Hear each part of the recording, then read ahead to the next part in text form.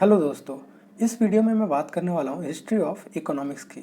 Economics present form में जो आज हम देखते हैं या पढ़ते हैं या सुनते हैं वो कैसे इवॉल्व हुई over the period of history, उसके बारे में मैं थोड़ा ब्रीफ में यहाँ पर इंट्रोडक्शन देना चाहूँगा। History of economic thought was the philosophy that dealt with different thinkers and theories in the subject that later become political economy and furthermore economy में आप आज उसको पढ़ते या समझते हैं। एक्चुअली हुआ क्या था कि इकोनॉमी डिफरेंट पार्ट नहीं था डिसिप्लिन का, एज ए सब्जेक्ट वो इवॉल्व नहीं हुआ था एंशिएंट टाइम में, और ये फिलॉसफी का ही एक पार्ट समझा जाता था जिसमें डिफरेंट डिफरेंट स्कॉलर्स और थिंकर्स जो होते थे अपने वो अपनी आइडियाज़ और डायलॉग्स जो होते थे, कम्युनिकेशंस जो होते थे पब्लिक से और गवर्नमेंट से, डिस्कोर्सेस में वो डिस्कस करते थे कि एक ऐसा आइडिया है, इस पर हम काम कर सकते हैं regarding management of house hold activity, business, trade and agriculture products. तो उससे रिलेटेड जो डिटेल्स वगैरह होती थी वो थिंकर्स वगैरह जो थे, थिंकर एंशिएंट टाइम में जैसे एरिस्टोटल वगैरह हो गए, तो ये लोग अपने आइडियाज़ और डायलॉग प्रेजेंट करते थे in front of the public. तो उनमें से ही एक एंशिएंट ग्रीक के जो फिलोसोफर थे एरिस्टोटल, उन्होंने एक आइडिया एक्सप्लोर किया कि इकॉनमी और कुछ नहीं है, आर्ट ऑफ वेल्थ एक्विजिशन है। वेल्थ कैसे एक्वायर किया जाए इसके ऊपर हमें चर्चा करनी चाहिए, और क्वेश्चंस भी कुछ रेज किए कि प्रॉपर्टी जो कि आम पब्लिक के हाथ में होनी चाहिए या फिर प्राइवेट हैंड्स के हाथ में होनी चाहिए।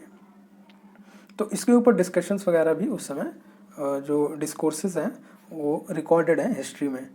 तो एरिस्टोटल ने इस तरह के आइडिया जर्मिनेट्स किए, और मिड सेंचुरी आते आते थिंकर्स लाइक थॉमस एक्विनास, जिन्होंने आर्ग्यू किया कि इकॉनमी कुछ भी नहीं है बल्कि एक मॉरल ऑब्लिगेशन है बिजनेसेस के लिए कि रीजनेबल प्राइजेस पे वो अपने गुड्स और प्रोडक्ट्स सेल करें पब्लिक को।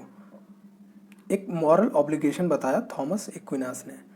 और पार्ट ऑफ यूरोप और America, part of western Europe specifically, economics को एज अ फिलॉसफी देखते थे, एज अ फिलॉसफी देखते थे, और वो अलग एक डिसिप्लिन इसको नहीं देखा जाता था, क्योंकि इकॉनमी एज अ होल आप इसको ऐसे समझ सकते हैं कि इकॉनमी को as a separate branch of thought नहीं माना जाता था, एज अ फिलॉसफी ही माना जाता था, क्योंकि उसमें कोई कंक्रीट थ्योरी या कोई ऐसी आइडिया उसमें से अभी तक नहीं निकला था जिनको हम कह सके कि हाँ इस पे आगे चल के स्टडीज़ वगैरह हो सकती हैं। ये एंशिएंट टाइम की बात है, और उस समय ये जो आइडिया था अभी सिर्फ फॉर्मुलेट ही हो रहा था लोगों के बीचों में। तो इसको आप इस तरह समझ सकते हैं। और इकॉनमी जो एक अलग डिसिप्लिन है वो कैसे इवॉल्व हुआ, 18 और 19 सेंचुरी का इंडस्ट्रियल रिवॉल्यूशन था वर्ल्ड वॉर के बाद। उसके बाद 19 सेंचुरी में आप देखेंगे कि यूरोपियन मिराकल और ग्रेट डाइवर्जन जिसे कहा जाता है वो एक एमर्जेंस करके हुआ था। इसके ऊपर मैं एक अलग से वीडियो बनाऊंगा नेक्स्ट। यूरोपियन मिराकल, आप सोशियो इकोनॉमिक शिफ्ट, मतलब जो वेस्टर्न यूरोप था वो ज़्यादा ही पावरफुल हो गया बाकी जो रेस्ट सिविलाइजेशन थी, जैसे इंडिया की मुग़ल एम्पायर हो गया, क्विंग चाइना का डायनेस्टी हो गई, कोरिया की हो गई।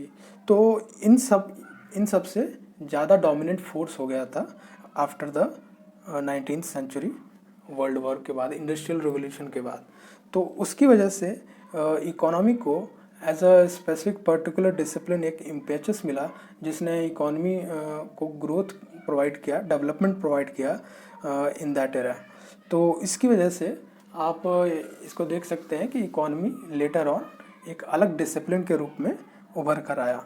तो ज़्यादा डिटेल मैं नेक्स्ट वीडियो में सीरीज़ करके मैं इसको बनाने की कोशिश कर रहा हूँ कि एक एक पार्ट, छोटे छोटे वीडियोस में मैं आपको समझा सकूं कि इकोनॉमी का इवोल्यूशन कैसे हुआ, और प्रेजेंट फॉर्म में जो इकोनॉमिक्स एज अ सब्जेक्ट हम पढ़ते हैं वो कैसे फॉर्म में आया।